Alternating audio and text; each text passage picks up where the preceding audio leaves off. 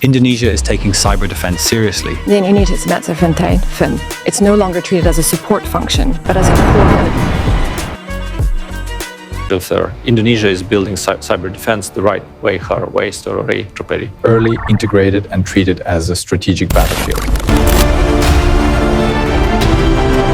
Ancaman terhadap kedaulatan negara di era modern tidak lagi selalu datang dalam bentuk agresi militer terbuka.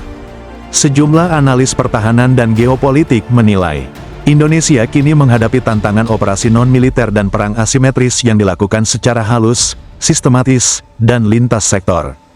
Pola ini lazim dikenal sebagai bagian dari perang generasi baru, di mana kekuatan asing tidak perlu mengerahkan pasukan, melainkan memanfaatkan narasi, tekanan ekonomi, pengaruh politik, serta disinformasi digital untuk melemahkan negara sasaran dari dalam. Salah satu metode yang paling menonjol adalah pembentukan opini publik. Media sosial, platform digital, dan ruang diskusi internasional dinilai menjadi arena utama dalam membentuk persepsi negatif terhadap kebijakan nasional Indonesia. Isu demokrasi, hak asasi manusia, lingkungan hidup, hingga pertahanan kerap disorot secara selektif.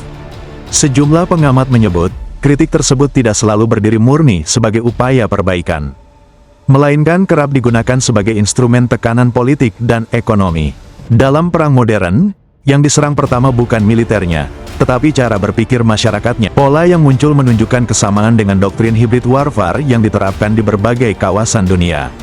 Tahap awalnya bukan penghancuran fisik, melainkan pengikisan kepercayaan publik terhadap negara sendiri. Isu demokrasi, hak asasi manusia, lingkungan, hingga stabilitas kawasan kerap digunakan sebagai pintu masuk. Kritik dilontarkan secara selektif, tekanan disalurkan melalui opini global. Sementara ruang digital dipenuhi narasi yang melemahkan legitimasi negara. Jika masyarakat ragu pada negaranya sendiri, maka separuh perang sudah dimenangkan tanpa satu peluru pun ditembakkan. Upaya melemahkan Indonesia juga disebut terlihat dalam bentuk delegitimasi kebijakan strategis nasional, terutama yang berkaitan dengan pengelolaan sumber daya alam, hilirisasi industri, penguatan pertahanan alutsista dan sikap politik luar negeri. Kebijakan tersebut kerap dinilai tidak sejalan dengan tatanan global, atau mengganggu stabilitas, terutama ketika Indonesia mulai memperkuat posisi tawarnya di kawasan dan dunia internasional. Ancaman lain datang dari disinformasi terorganisasi, penyebaran hoaks, manipulasi isu sensitif, hingga penggunaan akun anonim dan bot dinilai berpotensi memperkeruh suasana domestik dan menggerus kepercayaan publik terhadap institusi negara. Pemerintah sendiri dalam beberapa kesempatan telah mengingatkan bahwa ruang digital kini menjadi salah satu domain pertahanan negara, sejajar dengan darat, laut, dan udara. Para pengamat menilai, respons terhadap ancaman non-militer tidak cukup hanya dengan pendekatan keamanan, tetapi juga memerlukan literasi publik yang kuat, konsistensi kebijakan nasional, ketahanan informasi dan sinergi antara sipil dan militer. Indonesia tidak anti kritik dan tidak menutup diri dari dunia internasional. Namun, kewaspadaan terhadap intervensi terselubung tetap menjadi keharusan. Di tengah dinamika geopolitik global yang semakin kompleks, Indonesia dinilai perlu memperkuat ketahanan nasional secara menyeluruh. Ancaman terhadap negara tidak selalu berbentuk agresi fisik, tetapi dapat hadir melalui narasi, tekanan, dan pengaruh yang perlahan melemahkan kedaulatan. Kewaspadaan, persatuan nasional, serta kejelasan arah kebijakan menjadi kunci agar Indonesia tetap berdiri sebagai negara berdaulat di tengah persaingan global yang kian keras. Indonesia tidak berada dalam kondisi darurat militer, namun Indonesia jelas tidak berada dalam situasi normal. Tekanan asing melalui cara-cara non-konvensional menunjukkan bahwa persaingan global telah memasuki fase baru, lebih sunyi, lebih licik, dan lebih berbahaya.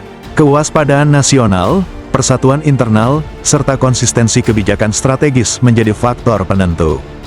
Dalam perang modern, negara yang lengah bukan kalah karena diserang, tetapi karena gagal menyadari bahwa serangan sudah berlangsung. Indonesia tidak kekurangan kekuatan, tidak kekurangan sumber daya, dan tidak kekurangan sejarah perlawanan. Yang paling menentukan hari ini adalah kesadaran.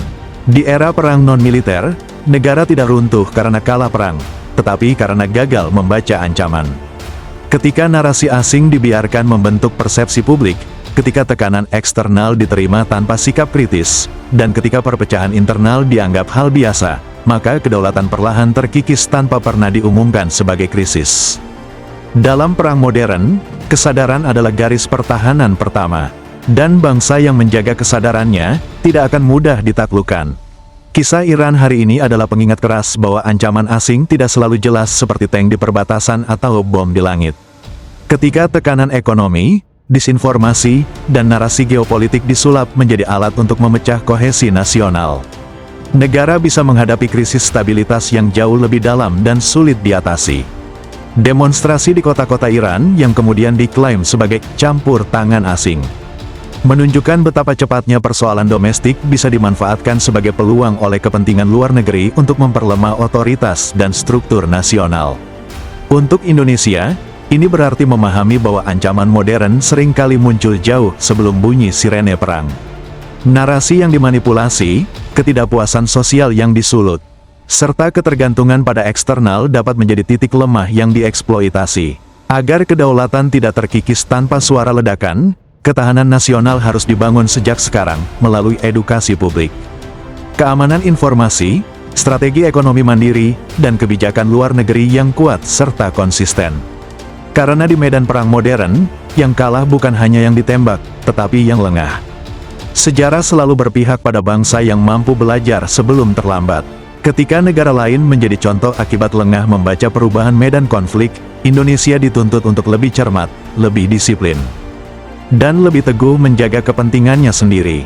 Dalam lanskap geopolitik yang kian keras dan senyap, kedaulatan tidak hilang dalam semalam, ia terkikis perlahan, jika tidak dijaga dengan kesadaran dan persatuan.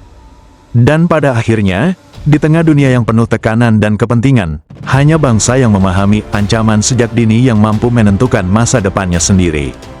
Negara ini terlalu ranum untuk dikuasai, maka itu Nusantara yang indah ini harus cukup waspada untuk tetap berdiri.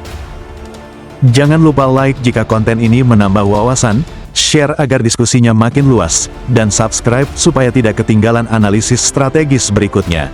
Jayalah Indonesiaku!